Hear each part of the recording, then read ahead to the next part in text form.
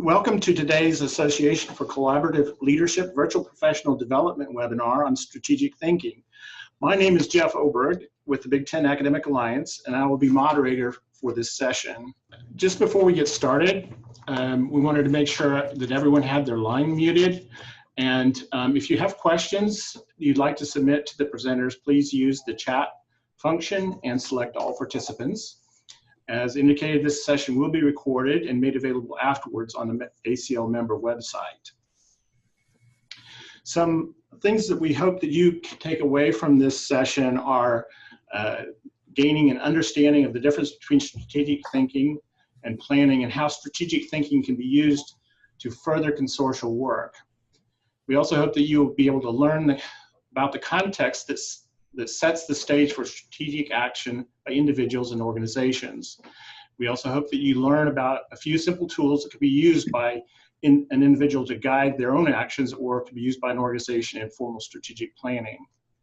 So it is now my pleasure to introduce today's speaker. John Bryson is the McKnight Presidential Professor of Planning and Public Affairs at the University of Minnesota Twin Cities and is an expert in the areas of leadership, strategic management, and design of organizational and community change processes. He wrote the best-selling and award-winning Strategic Planning for Public and Nonprofit Organizations in its 5th edition, 2018. He co-wrote with Barbara Crosby the award-winning Leadership for the Common Good, 2nd edition, 2005. John is a fellow of the National Academy of Public Administration. Stieg Landeskog is the Chief Executive Officer of the Claremont College's Services and is a highly skilled executive with a wealth of experience both in higher education and in the corporate sector as a professional consultant. He currently oversees 34 shared services for the Claremont Colleges and works with presidents and other senior leaders of the campuses to facilitate and implement strategic initiatives. Barbara McFadden is principal with McFadden, Rockland and Associates and is a dynamic leader with expertise in organizational and human dynamics and the establishment and operation of effective joint ventures. She recently retired as the executive director of the Big Ten Academic Alliance, where she was responsible for leading and directing collaborative academic programs across the member universities. Recently, she was co-author of Science, Funding, and Short-Term Economic Activity, published by the journal Science. With that, John will now share some thoughts with us on strategic planning, acting, and learning. John? Thank you, Jeff, and I'm glad to be here and joining you all this morning. Jeff has asked me to talk about some about strategic thinking and its connection to strategic planning, and I'll actually talk about strategic thinking and acting and learning. Next slide, please. So here's the agenda, a brief one, because I hope to be talking fairly quickly here. One is just putting the horse before the cart, the horse being strategic thinking, and the cart being strategic planning. I want to talk in a little more detail about what strategic thinking, acting, and learning are, and then offer some conclusions. And there are also some references attached to this slide for those of you who want to go a little further. Next slide, please. So let me start with what may be an odd statement, I suppose, for someone whose expertise is strategic planning. And that's that the purpose of strategic planning is not to produce a strategic plan. Plans can be very important, they can be extremely helpful, but the real purpose of strategic planning is to embody strategic thinking, acting, and learning in such a way that important purposes are advanced. So the planning, ideally, is meant to be a stimulus for strategic thinking, acting, and learning. But also the thinking, acting, and learning need to be, or should be a stimulus, a stimulus to the kinds of plans that are developed. Next slide, please. So since the first edition of my book on strategic planning was published 30 years ago, I've emphasized the importance of I've emphasized that strategic thinking is actually the most important part of strategic planning. But some years ago, I realized I actually wasn't really sure what strategic thinking was. I knew it when I saw it, but I didn't quite know how to characterize it from a more academic standpoint. So I really have thought a fair bit about that, especially with some close colleagues in recent years. So what is strategic thinking? The way I would define it is thinking in context about how to pursue purposes or achieve goals, including thinking really carefully about what the context is and how it might or should be changed. Given the context, what the purposes are or should be around or to make use of this context for desirable ends, and then what capabilities or competencies will or might be needed and how they might be used. So the idea here is that if you just have the purposes and that's all you have the functional equivalent of a standard New Year's resolution. You actually need to link. You need to have the capabilities to deliver on those aspirations and figure out how those things link. Strategic plans can help with making that link. Strategic planning can help, and so on. But the link of purposes to capabilities is really important. Next slide, please. So strategic acting then is acting in context in light of future consequences to achieve purposes or to facilitate learning. Next slide.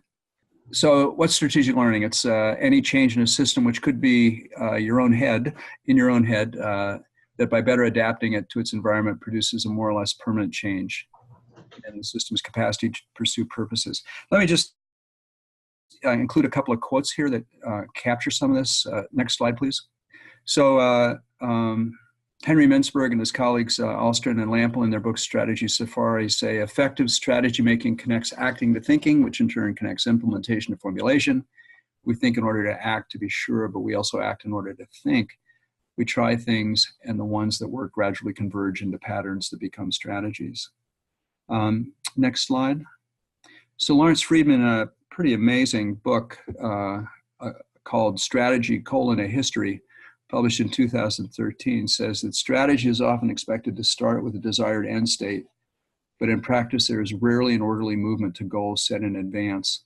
Instead, the process evolves in a series of states, each one not quite what was anticipated or hoped for, requiring a reappraisal and modification of the ongoing strategy, including ultimate objectives. And so, in a continuation here, the picture of a strategy that should emerge is one that is fluid and flexible. Next slide. So here's a diagram of my colleagues and my current thinking about what the elements of strategic thinking are. So I'll just talk through these really quickly here, because Stig and Barbara will give examples of how to work with aspects of this. So the diagram starts here at the bottom, with having in place the basically the cognitive, socio-emotional, and behavioral capacity, as well as the wisdom to really engage in serious strategic thinking. These then help. The slide is now slipped up one there. Okay. This kind of thinking allows you to, if you look over at 5 o'clock, it helps you to utilize systems thinking to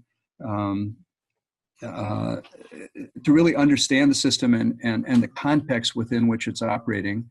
And if you look over it around 7 o'clock, this helps you determine the purposes or goals that make sense given the context and the system you're trying to change.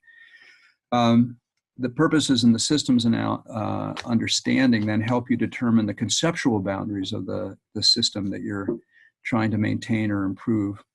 And then these first 4 items then help you to pay very careful attention to stakeholders broadly defined, which Stig will emphasize is really important for being politically astute, and Barbara will as well. These first 5 elements then help you understand the relevant cultures that you're dealing with, which are really crucial, particularly in consortial settings where you're dealing with multiple different cultures of different colleges and departments and so on. And all of these then help you gather relevant information about what issues are and what has worked in the past or what might work in the future. Then up and around 1 o'clock, what's the items that are below really help you initially consider a broad agenda of possible actions followed by a much more selective agenda later for action or waiting or deciding to do nothing. Getting clear about the agenda in relation to purposes and context then helps you build the commitments and the coalition that you need for support around the agenda. And all of these items together then help you decide what to do or not do given purposes, and how to maintain the flexibility to manage and take advantage of opportunities and minimize threats. So this diagram indicates that strategic thinking is a fairly complex but not unmanageable. It consists of a fairly complex but not unmanageable set of elements. The diagram is also not meant to be a step-by-step process. It's just simply a way of helping understand what the elements of strategic thinking are. This leads to a set of conclusions, which is the next slide. So again, to repeat, strategic thinking is thinking in context about how to pursue purposes or achieve goals. It's actually a complex phenomenon that integrates thinking, acting, and learning. Strategic thinking is really important if you're trying to change a system of some kind, and it's the underpinning of any effective strategic plan. So for collaboration and ecosystem change, more inclusive approach. Finally, for collaboration and ecosystem change, more inclusive approaches to leadership and strategic thinking are needed over time. If you go to the next slide, Jeff, there are just some of the references that you may find useful. And with that, let me turn the presentation over to Stig, who will carry the conversation forward. Thanks so much. Appreciate all of you participating today. And what I want to do is build on some of the things that we just heard from John in terms of what I want to do is give some examples and some tools, some simple structured tools that I have found helpful in doing both strategic thinking and strategic doing, and might make some of these concepts come to life a little bit. So if you go to the next slide,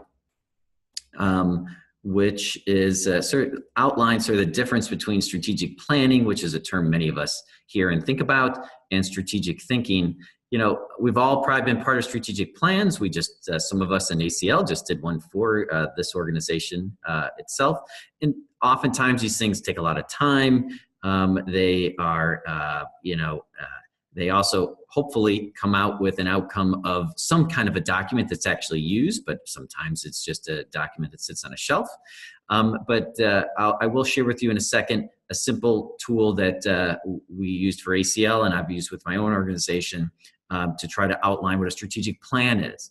But what I find and what we want to talk about today is how do we actually move these plans forward, and strategic thinking is a key element of that. This is something we do on a day-to-day basis.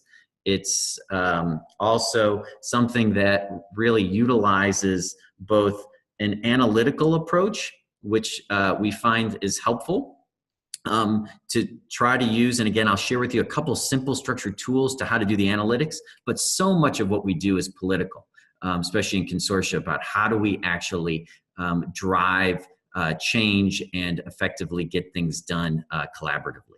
So if you go to the next slide, just to remind ourselves of what a strategic plan sort of looks like. So this is a tool that some of you have seen me use before, but a strategy articulation map. So when we hear these words strategic plans, right, we think of things like a vision, a mission, values, goals, initiatives, and metrics, and some alignment of all of those. And while these are helpful, and I actually find if you're going to do, just as an aside, a strategic plan, if you can't get it onto one page in some form like this, my guess is that many people won't pay close attention to it, and you yourself as a leader of your organization may not pay very close attention to it. So aiming for something like this as an outcome is important. But what I really want to home in on is, and use some examples of that box that says initiatives. So oftentimes these initiatives, and people call them priorities, whatever you want to call them, it's just oftentimes what becomes sort of a laundry list of stuff we got to get done. And so how is it that we can not only make it clear why these things need to get done, but how we can actually take action on those? And this is really where strategic thinking comes in. So the analytical frameworks is what I want to start with. So I'm going to show you two of them that again are focused on how we move things forward and how we take things from sort of that set of initiatives and actually help an organization figure out what it should do and how it should move it forward. And so the first one I'm going to talk about is something I call a prioritization matrix. And basically it takes, you know, these lists of things that we need to get done, these initiatives, and we try to figure out a way to not only for us to understand what the relative importance of it is, but also to get buy-in, again, on the political side, of what are our top priorities. And so to give you an idea of what something like this looks like, if you could go to the next slide, you'll see it's a very simple, you know, I'm a big favor of, again, simple structured tools, a simple 2x2 matrix where we've got impact on one axis and the amount of effort and resources required to drive that initiative on the other axis that is a way for us to take these set of initiatives and show their relative prioritization. And if you think about this, if you go to the next slide, the ones that end up in the upper right-hand quartile there are really the ones that should be your top priority. These are the ones that not only have the strongest impact, but they also require the most resources, whether that be time or dollars and such. So you're really going to need to spend some really a large amount of time focused on those to make sure that they can move forward in the right way. So if you go to the next slide, I want to use this, apply this tool to my organization, TCC Services, where we've taken some of those priorities. So again, some of those things that were in that initiatives component of my strategic plan, and we've laid them out on this matrix to say what are the ones that require the most resources to move them forward and the ones that will have the most impact. And so you see those on the upper right-hand quadrant there are the ones that we identified are the ones that are the top priority. And again, because the political aspect is so important, it was very important for me to get buy-in with not only our folks within my organization, but also our presidents, who are the ones who pay our bills, that these are also the ones that we've laid these out in the appropriate areas here. And so what I want to do now is, as we transition to the next slide, well, just hold on to this slide for 1 second, sorry, is that if you look at the ones in this upper right-hand quarter there, what you see is something called the ACC remodel. So that is the building that we're in. And I want to use this as an example of how we're tying in that top priority with some of the other priorities that we also have in that upper right-hand quadrant. So you see something called TCCS, staff retention strategies, and you also see some other facilities projects.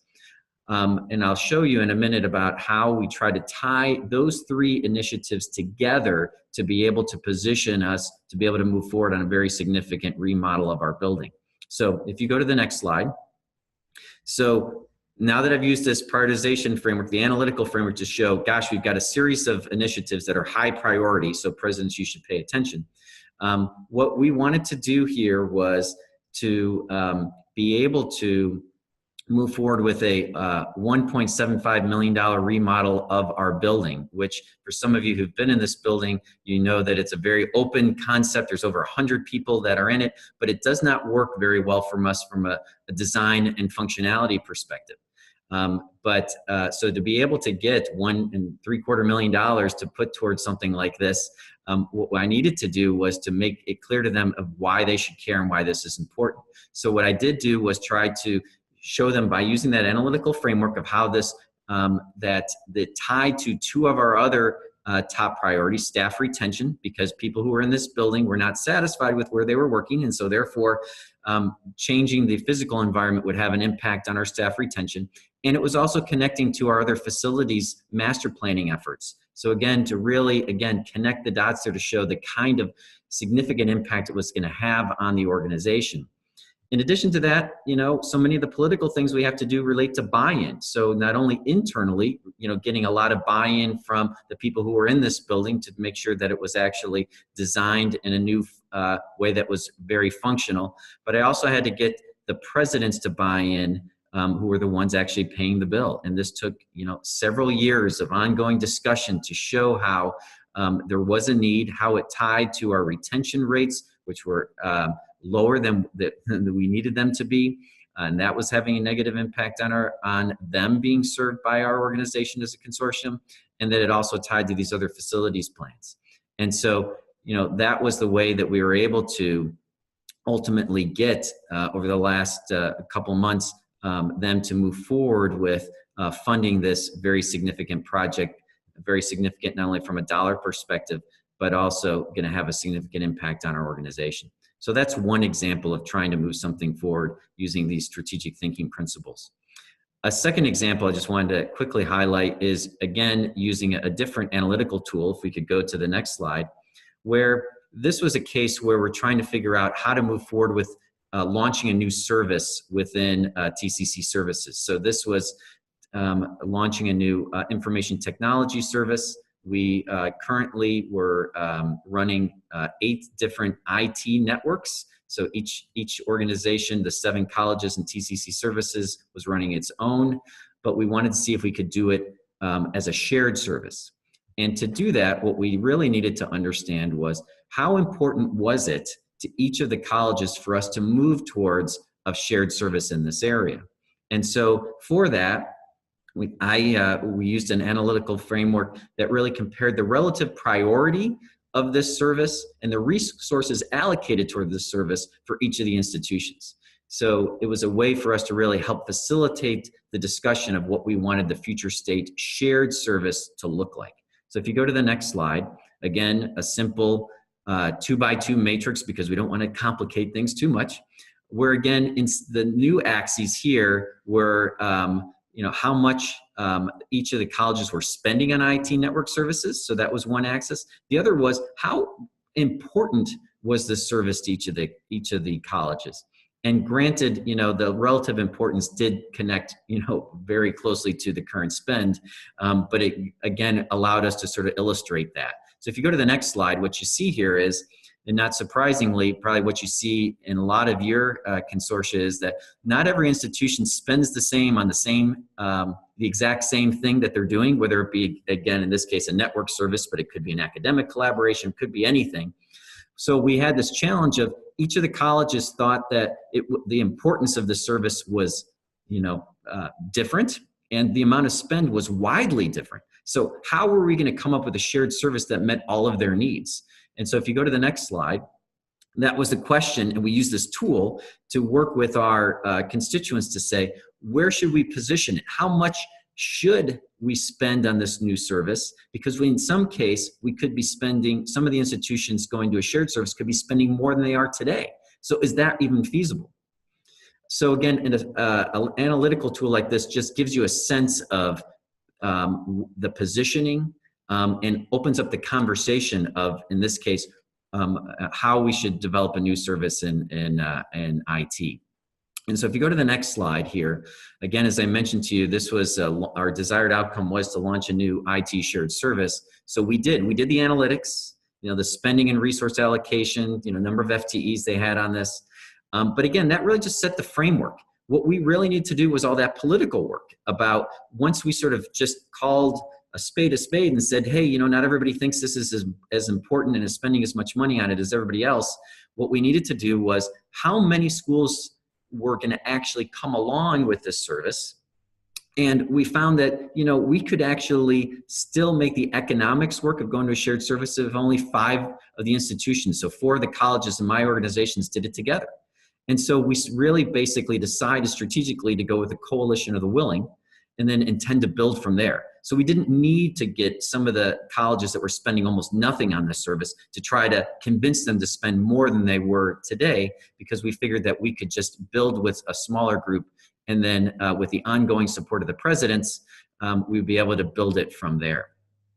So, and that's what we did. We've started now transitioning 5 of the institutions to a shared service, and we know that the other colleges will be looking to see whether or not the economics do work out. And so far, the story's been very good. If you could go to the last slide here, that, what I think what you find from this is that for successful strategic thinking, it is both, yes, an analytical approach. So I showed you a couple simple structured tools to do this, but the political piece is just as important. And these analytical tools, what they do is they allow you to have the political conversation about where things are relatively, how relatively important they are, and try to build some alignment. And that it is really important to, again, like I mentioned, even for this ACC, this building remodel that I mentioned to you, that you need to connect that to other strategic priorities in order for you to be able to, get something accomplished. So again, in that case, we tied it to staff retention, which was clearly strategic, and then our broader facilities master planning. And as I mentioned, with this network services, and the facilities projects, both of these took a couple years for us to get to a point where we had built the appropriate allies and been able to get alignment across the various institutions. And so it takes time. So you've got to be persistent. You've got to be flexible as well, because sometimes, like we said, is that we thought we were going to start an IT service with all of the institutions, a shared service, but in the end, we only started with 5, and that ended up being okay. So being persistent, knowing that these things take time, and being flexible are things that I've found make strategic thinking pay off and actually turn into some very successful outcomes. So building upon that, I want to turn this over to Barbara McFadden, who's going to give us another kind of example of how she looks at understanding the value of the consortial efforts that each of us provide. Thank you so much, Steve. This is Barb. Hello, everyone. It's a real pleasure to be here this morning. Working in a consortium is really, really hard work. It's terrifically rewarding. It's the best work that I did in my entire career, I think, but I well know how difficult it is to manage the expectations and aspirations of many and multiple partners. And I know how difficult it is once you get them all lined up, all the players change. So you'll have new leadership on the campuses, new directions.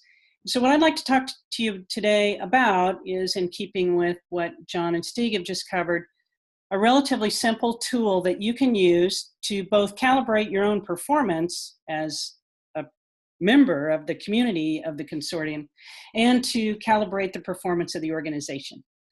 I want to pause and say thanks to all the ACL folks on the call, particularly the board members who were had the foresight to put this together. It's a real pleasure to serve on this with Stieg and John. I learned a lot from all my colleagues in ACL. It was the most important professional organization of my career. So this is a nice way to pay it forward a little bit.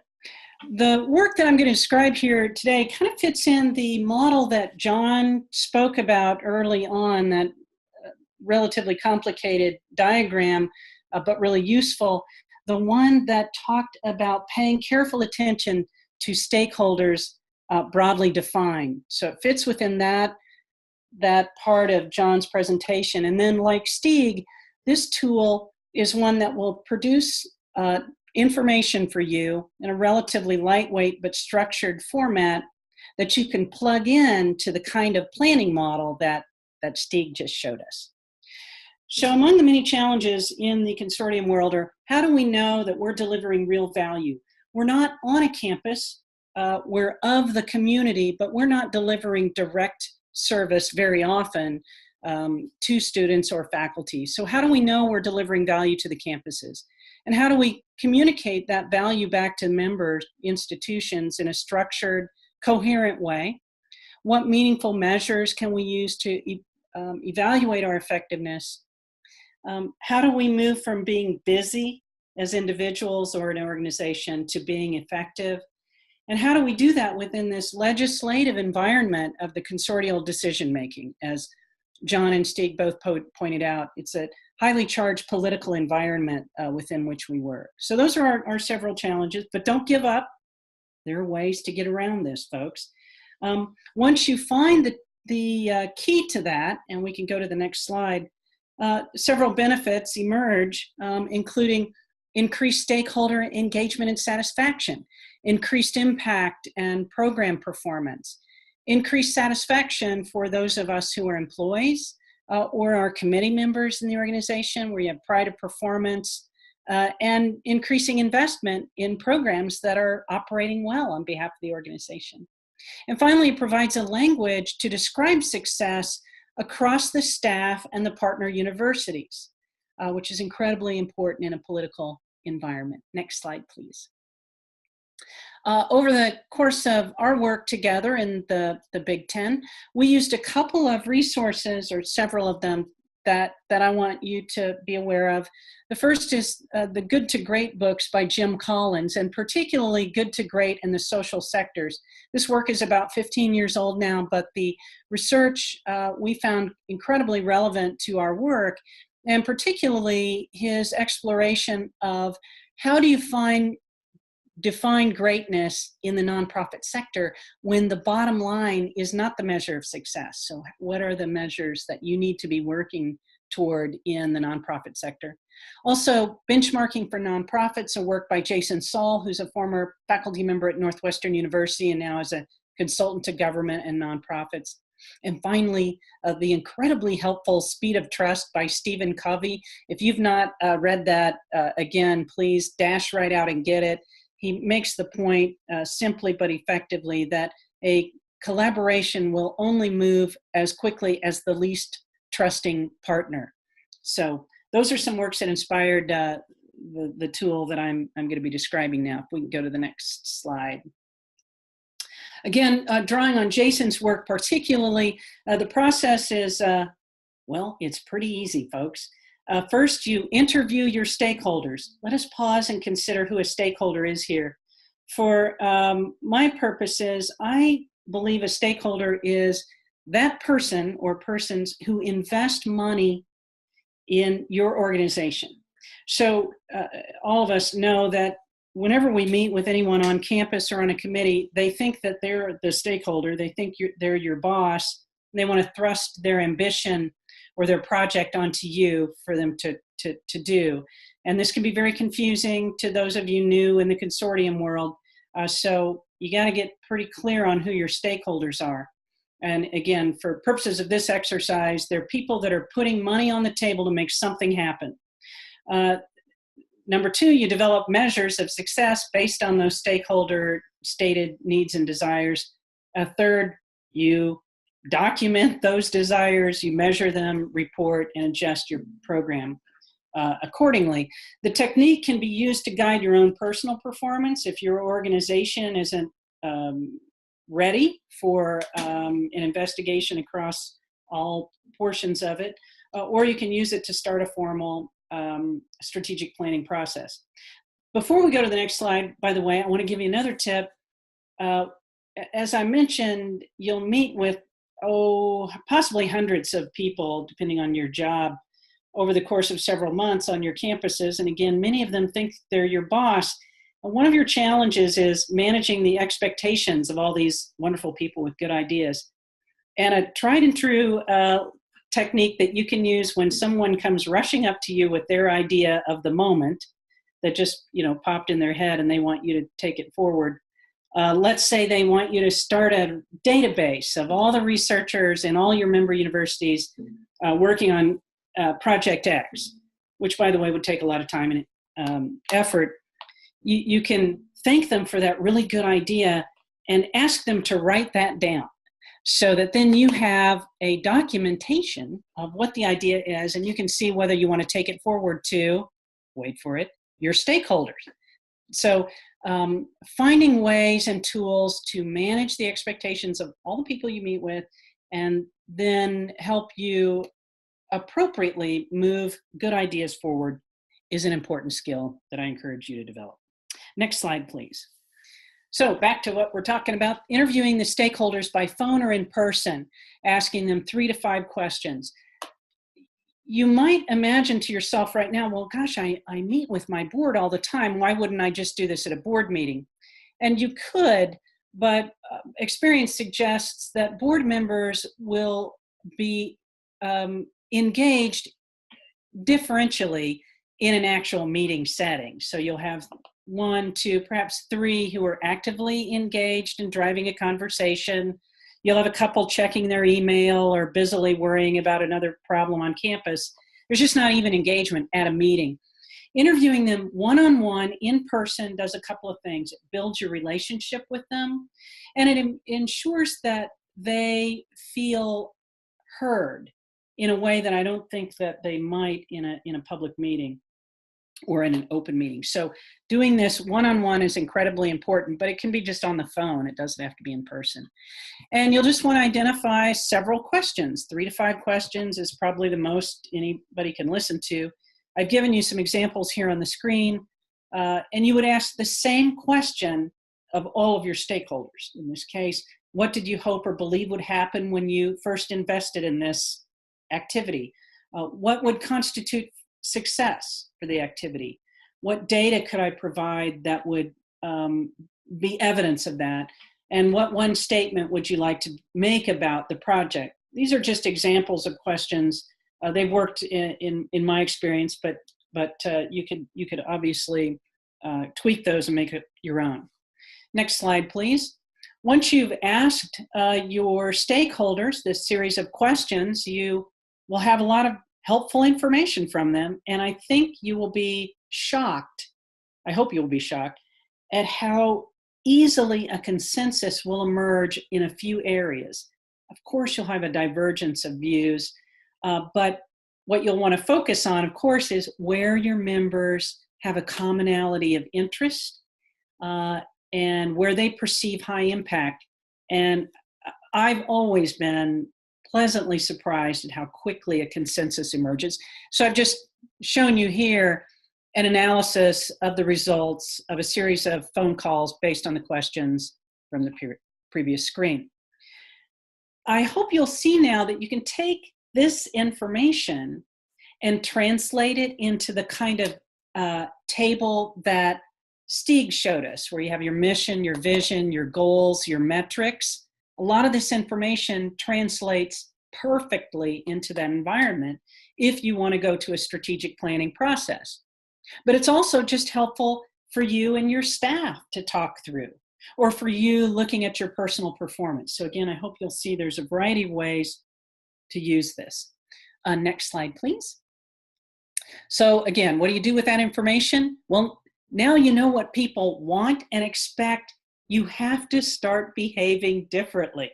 So again, you can use that data as a springboard for formal planning, or to begin to change your own behavior and that of your team with which you work. Next slide, please. Again, looking back at our benefits to this, I think you'll find that you and your stakeholders, will have a better relationship. That's extremely important in the environment within which you work. And you'll have some language that you share that describes your organizational effectiveness. You'll have data points that can be used to illustrate stories on your projects and programs. You'll engage yourself, your staff, your committees in work that's meaningful. And the effort can be continuous and provides this vehicle for ongoing evaluation of people, programs, and performance. Next slide, please. Little bit of advice from my own experience. Don't overthink it. Ask your stakeholders for input. My experience always has been people really appreciate being consulted. And again, this is a structured, relatively lightweight, painless way to get information from the people that are paying your bills. I think you can start with something that's important but easy. And that might be yourself, your own performance, asking, how can I improve my performance? How would you know when we're succeeding at the headquarters? How would you know when we're failing? If I had to start on one thing tomorrow, what would that one thing be? What would the first thing be that I should do when I'm approaching that problem? Again, you can think for yourself, what are these questions? The important thing is thinking of them ahead of time, making them relevant to your programs or your performance, and asking the same questions of every stakeholder, then summarizing it. It's really just being curious about your performance and your programs and wanting to make them better. And I think people will respond very positively to that. And thus ends my formal presentation, and I'll turn it back over to our fearless leader. And let us pause and thank Jeff and Tim, who've been working in the background there to make this technology work. And you've been very graceful in that, and we appreciate it. Well, thank you very much, Barb. And Stieg and John, I really appreciate your presentations. It's very helpful. Just like to open it up for some questions that the group might have for our panelists. Are there any questions out there that we can pose? So I think the one we have right away is how do you best gauge the need for focus of strategic learning, and how does such learning help frame strategic thinking and planning? Jeff, would you like us to respond? Sure. Verbally? Well, I think actually Barbara's just given introduced everyone to a very useful tool for thinking about where capacity building and system change are necessary. Another one that I've often used is just simply ask people to, in a group, to just simply brainstorm as many purposes as they can think of to be served by, whether it's an initiative or an organization or whatever it might be, and then to try to develop a statement, an arrow diagram that shows how those purposes link together. As with the example that Barbara presented, doing that kind of purpose mapping also typically translates pretty well into the kind of strategy map that Stieg presented. So just getting people to brainstorm about purposes and aspirations is really very important. The other thing to do is just simply talk a lot with colleagues and friends about how things are going, and visit a lot. Go look at what other people are doing, and see whether, and then match that back to whatever your organization is doing to see whether or not you have something to learn, and also whether you might have something to contribute to those others. Steve or Barb, would you have anything to add to that? You know, I do find that, you know, as it relates to trying to just make sure that there's some alignment of focus is, you know, it is very easy to, you know, in our case, we have pretty regular meetings with, in my case, the presidents, and for them to want to shift the purposes of what you're focused on based on sort of what's, you know, sitting in front of them each day. And so what, you know, we've tried to do is keep, you know, you saw that sort of prioritization list that I gave you in the prioritization framework. And we have something similar for the Claremont colleges. And then we, you know, pick at the beginning of each year, what are those that are in that sort of the top priorities to focus on? And then we report on them, progress every month when we meet, and to make sure that there continues to be good alignment and purpose and focus. And that just helps everybody, I think, you know, stay aligned. And when other things come up, it's always this question of, okay, well then where does that fit amongst the current priorities that we have? And does it replace it? Or are we trying to find new capacity? Or do we need more dollars to create capacity?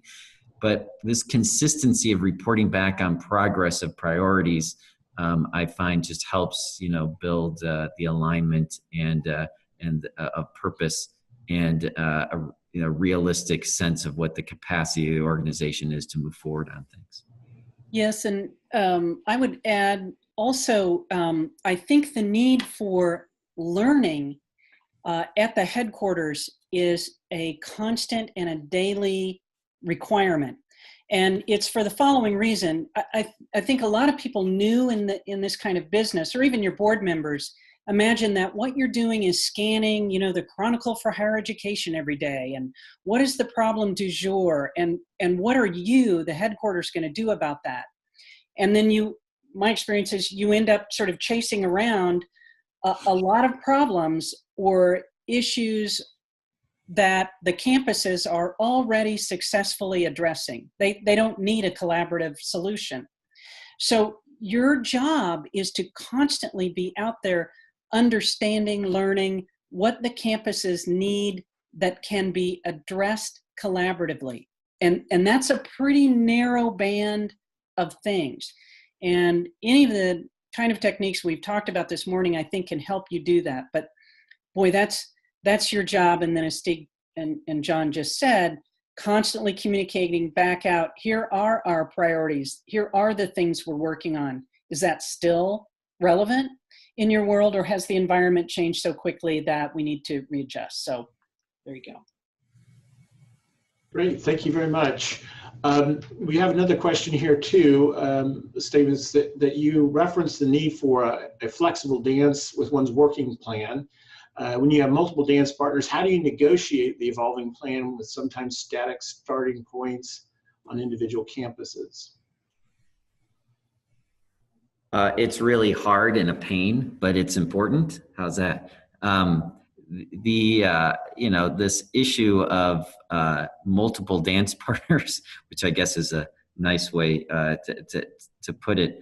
I think what I find myself having to work with even our staff on here is to just acknowledge that there is going to be some level of misalignment of or lack of shared alignment about what's important and how much things and how much resources and effort people put towards things. I mean, you just have to start with that as an acknowledgement. Otherwise, if you were trying to drive everybody to the same outcome, I think you're just going to end up frustrated.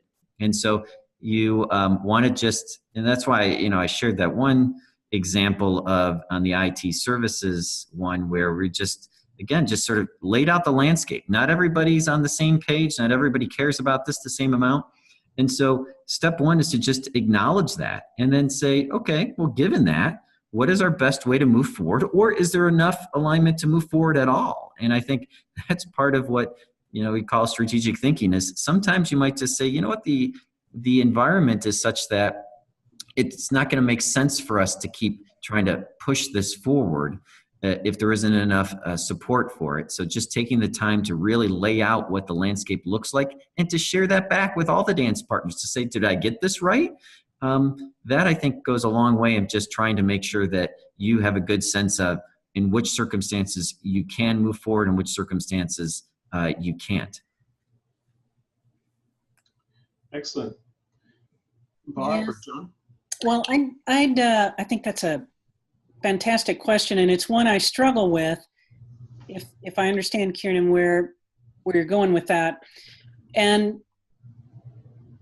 it's, I think, dangerous for the headquarters to continuously generate new ideas based on what are the emerging trends in higher education, because at the headquarters you're not a university. You don't know how those things really play out in the institution. You don't have the capacity to make them different.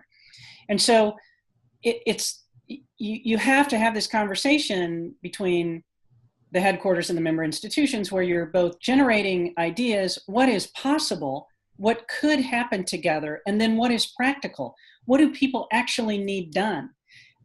Where is a problem that they must solve that they can't solve alone, as opposed to what, blue sky, interesting thing might happen if we all put our shoulder to the wheel, because the interesting thing that we might do together has no stated endpoint, and so it's a little difficult to put metrics of success around it. So I don't think I'm giving you a definitive answer, because I think it depends on your board and your organization and your aspirations, but a pretty useful place to start initially is, how can we work together to solve a problem we have already, as opposed to, again, what is the blue sky opportunity that's out there? So just my experience. If I got to adjust one thing on what do you do when maybe not all your dance partners are doing the same step? I think norming is actually important, or principles of operation for a consortium. And a couple of the collaborations I've worked with pretty closely had as a norm that they would seek consensus but not be held hostage by the need for it in all cases. So Stig gave an example of 5 colleges that decided to go ahead and 2 that didn't. Well, that's an example of seeking consensus, but not being held hostage by the need for it. Great, thank you. So there was the question, I think Barb addressed this in part about with regards to examples of, if you have examples of strategic thinking based on somewhat open-ended outcomes. I think Karen was posing that question, becoming how they became generative thinking, taking the organization to a completely different direction than anyone imagined. How do you judge when such generative thinking is constructive versus disruptive? So I think Barb addressed that in part, but John or Steve have anything they'd like to add to that? I don't have higher education examples of that. So let me just turn it over to Steve. So I'm not sure I'm clear exactly what the question was. I was looking at the thing on my on the chat. So can you just re-summarize for me, Jeff, to make sure I'm answering the right question? So I think Karen was asking about examples of strategic thinking, of when strategic thinking with its open-ended outcomes becomes generative thinking and taking the organization in a completely different direction than anyone imagined. How do you judge when such generative thinking is constructive versus too disruptive? Okay, I'm not sure if this will answer the question. I guess I guess the way I just view this is that the only things that I found that are most have the highest chance of success is that if you're clear early on of what the outcome is. What do you want? If you don't ask the question at the beginning of what do you want the outcome to be, I think you're just going to flail. Because I mean, some people believe that maybe there's some innovation along the way, and sure, there's always openness for innovation along the way as you think about how you're going to get something done. But I guess I've just not found it being, at least in my experiences, certainly here at the Claremont colleges, if we're not generally clear, and where we have actually had a problem, I'll give you an example of an area. This is around, we provide mental health services for our students. And, the general thought is that we want to improve that. Well, I don't know what that means. Does that mean better access? Does that mean less wait times, better staff, additional tools, more, what is it? And we have flailed to some extent. We've made some important changes to try to enhance things, and we have enhanced things. We've diversified the staff, we've done additional time and all that, but there's still a dissatisfaction about, are we actually meeting that need? And to me, it's because we haven't really defined what the it is. And so how do we know we're going to be more, that the outcome that we derive is successful? And if we don't define that up front, we're going to have if we don't define it up front, I can guarantee you we'll achieve that level of success, which is none and confusing. So I guess that's how I would sort of address that. Great. Well, thank you. Thank you to our panelists for the responses. Thank you, Steve, for the last one there. And I think we're kind of pretty close to the end of our session, so maybe just kind of wrap up here. So the expected outcomes slide, just to remind you, hopefully you've gained some understanding of the difference between strategic thinking and strategic planning and how it can be used in social work, and some context and some tools that could be used. I'd like to offer you the contact information for our presenters who, if you have a follow-up question you'd like to send them, there's their contact information. And then also your input on the presentation would be very helpful to us. We will send this link out to everyone via email as soon as we're done with the session, but we would certainly very much appreciate receiving your input to help us improve future sessions and gain perspective on how the session went. So with that, I'd like to thank everyone for joining us for today's session. And again, just to mention that the audio file will be available on the ACL website very soon, and we'll let everyone know when that's there. and for you to access. So I just wanted to acknowledge the fact that this has been an effort that has been put together by the Virtual Professional Development Committee of the ACL. And as you can see on the screen, there's the folks that are on that committee, and we really appreciate your taking the time today to be with us. And thank you again to all of our distinguished panelists.